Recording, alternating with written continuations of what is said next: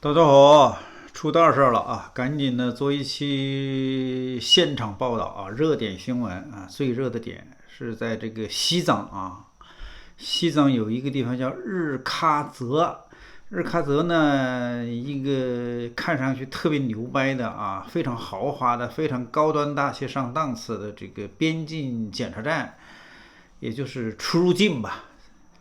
是中国和这个尼泊尔的这么一个，他们说是土工中国啊，在整个西藏地区最牛掰的啊，最大的口岸啊，最大的边境检查站，最大的出入境这个边防中心啊，突然出现了一个不可思议的这个泥石流。这个现在强雷中国微信上面都在这个热议这个事情啊，然后呢，有人提出了一连串的问题，非常的有意思啊。这个现场呢是可以说是叫做极其的不可思议，极其的悲惨啊。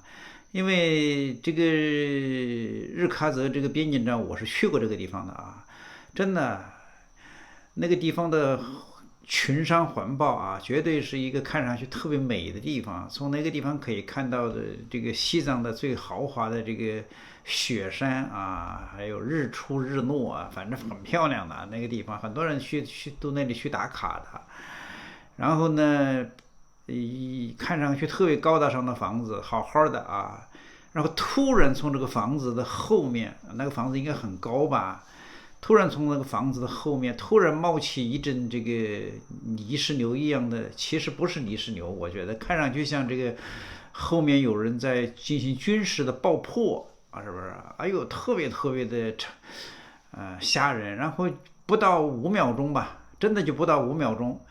整个房子、整个那一块空地、整个那一片地方立马就被淹没了啊，消失的无影无踪。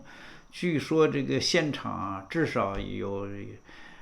几千人在里面就被活埋了啊，因为那是个最大的口岸，很多的这个西部的人，像贵州啊，像四川呐、像青海呀、西藏啊，他们这边的人，他们要去尼泊尔的话，如果不坐飞机的话啊，他们坐汽车从这边是可以过去的，非常的方便，而且呢，很多人都愿意走这一趟，开着自己的车过去。有一些这个什么的玩越野的人啊，都喜欢在这个地方可以开着车去尼泊尔的。反正沿路呢很舒服啊，然后一路风景一路歌啊，很高大上的一种生活。绝对现场至少有2000人是有的，因为那么多人排队出去嘛，还有很多的工作人员嘛，还有当地的居民嘛，是不是？所以目前呢，土工中国的有些个所谓的专家就这么质疑的啊，质疑了4点，说第一呢是什么呢？真正的泥石流不可能如此突如其来、大面积的啊！泥石流它是有这个什么的，有信号的啊，而且它是这个泥石流涌动的时候没那么快，而且不可能立马变成那么烟雾弥漫，像爆炸一样。第二呢是什么呢？更像是有人在这个房子的后面呢，是不是从事某种不可告人的这个军事的爆破？看上去更像爆破啊！你现在在 Twitter 上面，你在中国的微信里面都能看到现场的画面，非常的吓人啊。第三呢是，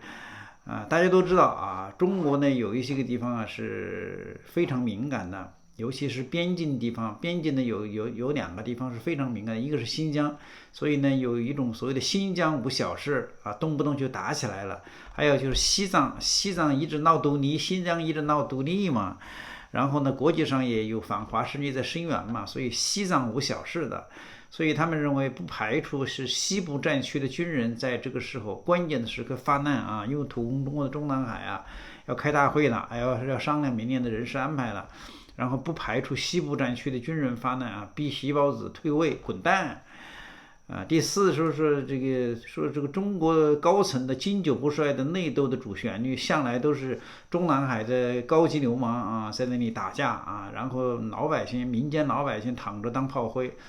说当年这个薄熙来搞的时候就这么干的啊，在中南海搞不定，然后呢江派的和湖派的人搞不定，于是就在天津搞了一场大爆炸。说是做给这个温家宝看的啊，然后天津大爆炸相当于一颗小型的甚至是中型的核弹爆炸，还有这个连云港的化工厂的大爆炸，还有这个广西飞深圳的这个什么东航的飞机直接掉下来，还有马航事件，就凡此种种的事件，其实都是中南海的高层的内斗不下来，于是呢就拿老百姓不当粮食，老百姓当炮灰，躺着中枪。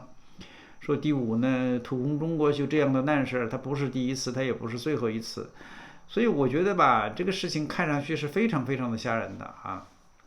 可惜我呢没有说要把这个视频放在我的这个视频里面给大家看一看，你们找一找啊。我这个视频就是纯粹是扯淡啊，纯粹是给大家讲这个事情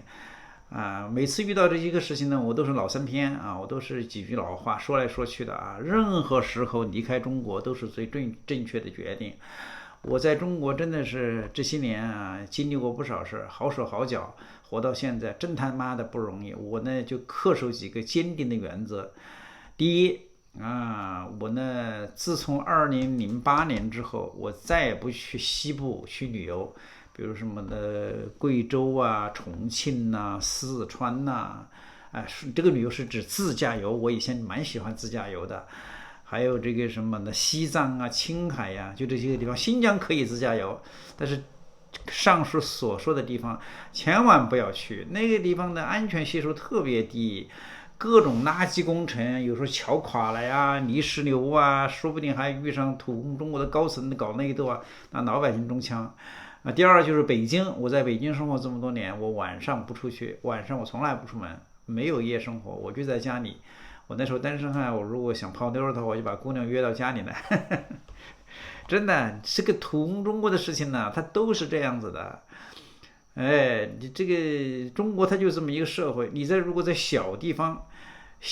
比如小县城呐、什么什么小村庄、小镇上面呢，相对比较安全。但是小地方的人心呐、真是叫做池浅王八刀，庙小妖风大，很难搞，你根本就出不来。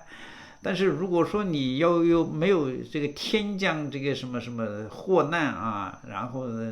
天上掉一块石头把你给砸死这种事情的话，通常都出现在这些个大地方，出现在这些个西藏啊、青海呀、四川呐、我告诉你，每年我都有这些个过去一起玩自驾游的人在西藏，有的时候遭遇泥石流，有的是遭遇这个抢劫，有的时候遭遇警察的袭击，反正这就没有好消息。所以后来我从2008年开始，我不在中国搞这些事情的。2条铁律是不是3条吧，我分享给大家。第一，如果你在小地方，你尽量把门一关，不要跟任何人来往，你在家里吃吃喝喝得了，不要跟别人走得太近。第二，如果你是一个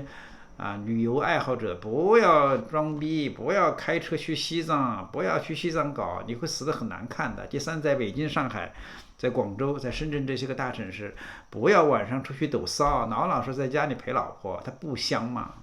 谢谢。